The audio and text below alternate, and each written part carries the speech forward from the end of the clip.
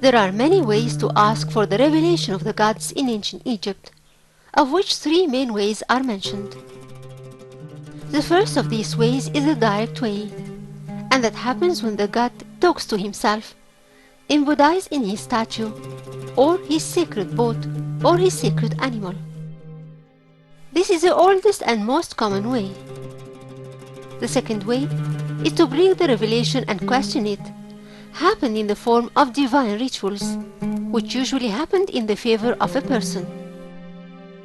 The rituals that were attached to the divine revelation were known since the 19th dynasty. For these rituals were answers from the god about a certain request or subject or dilemma introduced to him.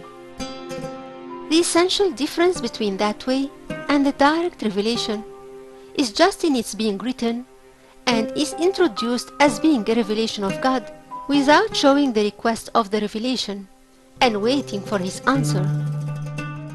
The priests are the ones responsible for declaring and introducing these rituals to the people for being a divine revelation.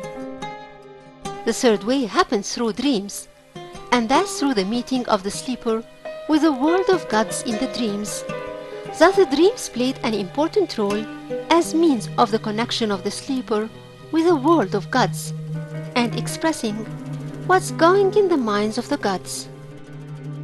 By that, dreams became means through which the answer is received. The connection between dreams and revelation has appeared in what's known as the incubation in the temple. The direct divine revelation was the most important way used in revelations. It happened by the meeting of the revelation seeker with a god, directly asking him a question verbally or writing down his deed. The god transfigurated in such sittings, either in his sacred bark, which appeared in the parades of festivals, holding his statue within, or by talking to the statue of the god that's placed in the temple and hearing his answers. It's noticed that the job of the priest Hem, Neter, Wahemu goes back to the beginning of the 18th dynasty, and that's with the beginning of the appearance of the revelation. The king played the role of the medium of the revelation in the important matters that are concerned with the legitimacy of the throne or the important political grand matters. In case of the common status of the simple people, like the workers of Deir el-Madina in Luxor, the one who was appointed with the role of the medium here is a priest of a small job rank. The priest who was responsible for declaring the verdict of the divine revelation played a special part during the revelation procedure, during the parades of the festivals. For he was responsible for the method of telling the reply of the god in the matters of revelation during his parade, and that happened through talking in the place of the god, as if the god is the one who inspired him of that, or through giving certain signals to the priests who carry the boat of the god to make movements according to that signal that carries the reply of the god, either by acceptance or denial.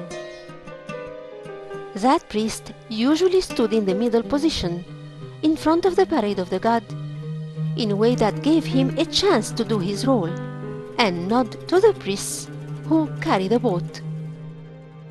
The scribe of the divine revelation is the one who is responsible of recording and writing down all what comes of a revelation from the god. Through what's kept in history of examples of the texts of revelation, we notice that there used to be a certain formula that the priest used in questioning the revelation with. The scribe and the witnesses used to sign it. Each single priest was bound to use that form, and the contents varied from one answer seeker to another.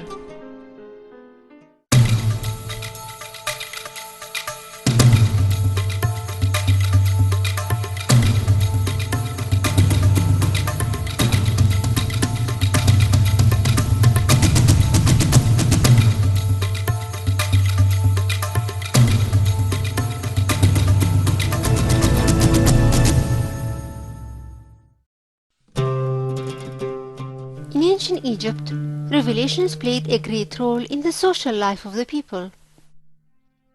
The request of the one who asks for the revelation was presented to the god verbally or written in brief or in details, depending on several reasons, at the front of which the time that's permitted for the one who asks for revelation to talk to the god one-on-one.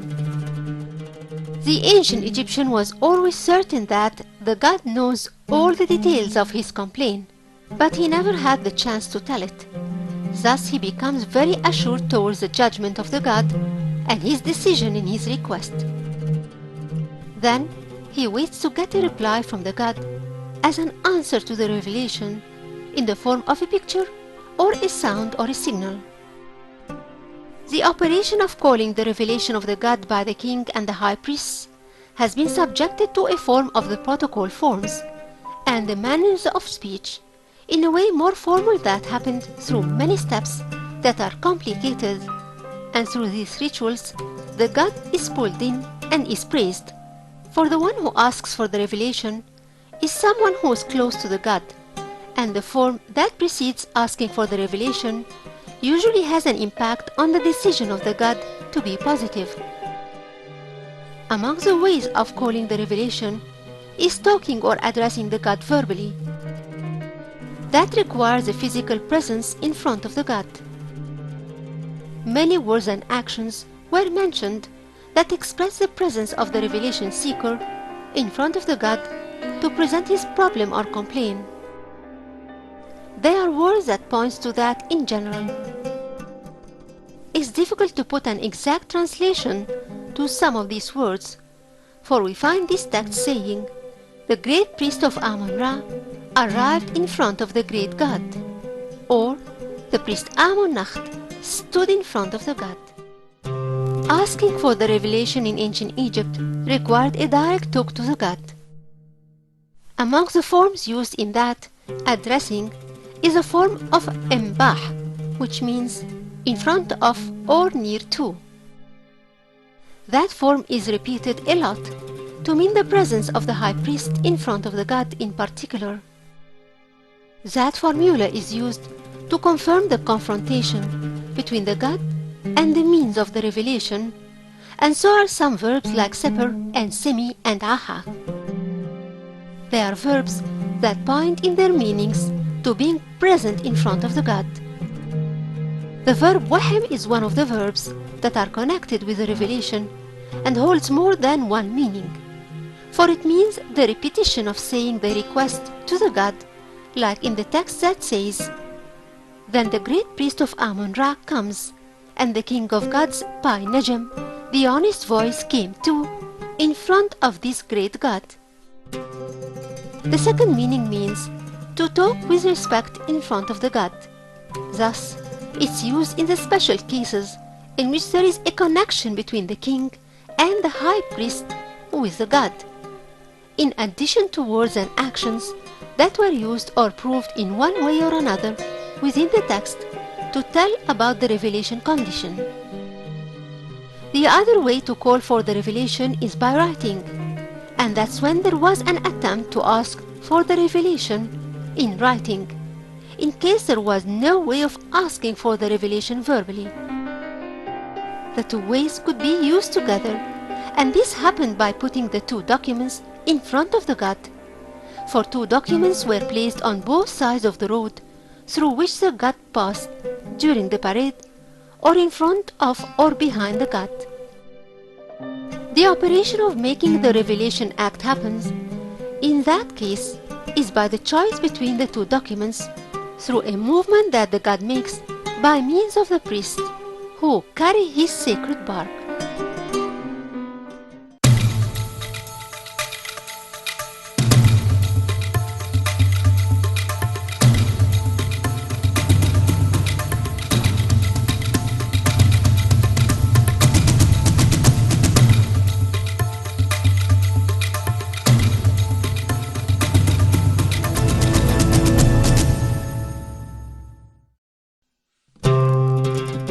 Asking for the revelation of gods in ancient Egypt was very common, not only among kings and queens, but also among the common people. The birth chapel in Luxor Temple is an evidence to the need of the approval of the god on the throne of Amunhotep III, who had built Luxor Temple specially to include the birth chapel in it. On the walls of the chapel, we see a marriage scene between the mother of Amunhotep and god Amun himself. In that marriage, Amunhotep was conceived as a child of the god, and thus he was able to rule Egypt being a son of a god, since his mother was not a royal queen. The revelation of Imhotep, the engineer of King Zoser, and Amunhotep bin Habo became specially famous and widespread in the place of their worship and cult all around the country, like in Memphis and Thebes and Deir el-Medina and Habo city and other cities, where special chapels and statues were consecrated to them, and offerings and prayers and promises were dedicated to them, especially during the Greek-Roman period. Hundreds of promised pallets and revelation requests were found. They were offered by the visitors to the places of their sanctification to ask for healing and to ask for pregnancies and others. This points to their great role in the popular religions in ancient Egypt. The revelation of Imhotep was requested in asking for healing and magic, and that was achieved through dreams. He carried the title of the healing god. His revelation was given through his priests in the Serapeum of Saqqara and in the temple of Amun-Ra and Ptah in Karnak, and in a special chapel dedicated to him in the temple of Hatshepsut, where his fame became widespread about his ability in curing the diseases.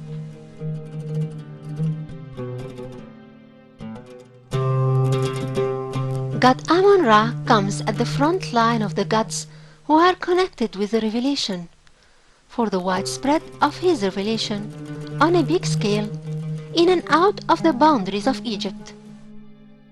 God Amun has some advantages and characteristics that are connected with the revelation, like Amun-Ra, the lord of the throne of the two lands, Amun-Neb-Nesu-Tawi, and Amun-Ra, Amun-Ra-Nesu-Neteru. Usually, the revelation of Amun was consulted during the trip of his boat between Karnak and Luxor temples, and in the other festivals and religious celebrations in which the god participated. That happened under the name Amun-Ra, the king of the gods, the great oldest god, older than the beginning of creation. In a lament from the time of King Taharka, we find a confirmation of the connection of that name that's concerned with the revelation of Amun-Ra. For the lament says, "The owner of the revelation, who prophesies the future before it exists, is older than the beginning of creation." The revelation of Amun-Ra in Thebes is connected with the political and official matters more than others. Maybe that is due to the position of Amun-Ra as being a formal god of the country. In spite of that, the common people had resorted to the revelation of Amun-Ra in many cases, especially in the images of the local cult of Amun-Ra in the cities and villages. For the texts point to the existence of many images and figures of the cult of Amun, and in those images, Amun's name came, coinciding with the name of the village or the area. Amun has also participated in issuing the decisions of the revelation in Thebes with some other gods and deities, in front of whom are Khonsu and Mut.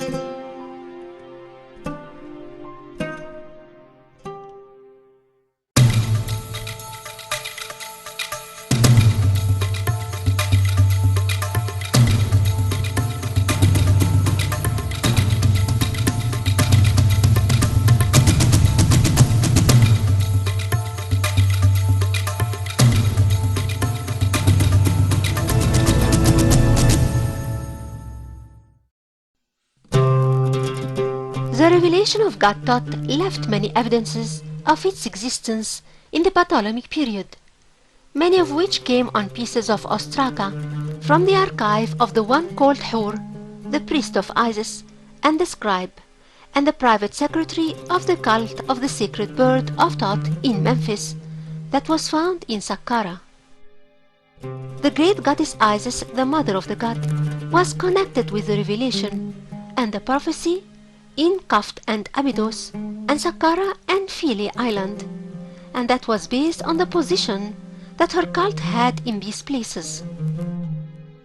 The revelation of god Serapis became so famous during the Ptolemaic period, and his revelation was known in Alexandria by the name Serapium Canub, and also El-Arab al-Madfuna in Abydos, and that's usually due to the connection between him and Osiris, and that's when Serapis is considered the image with which the cult of Osiris spread during the Ptolemaic period, and his revelation was required in healing.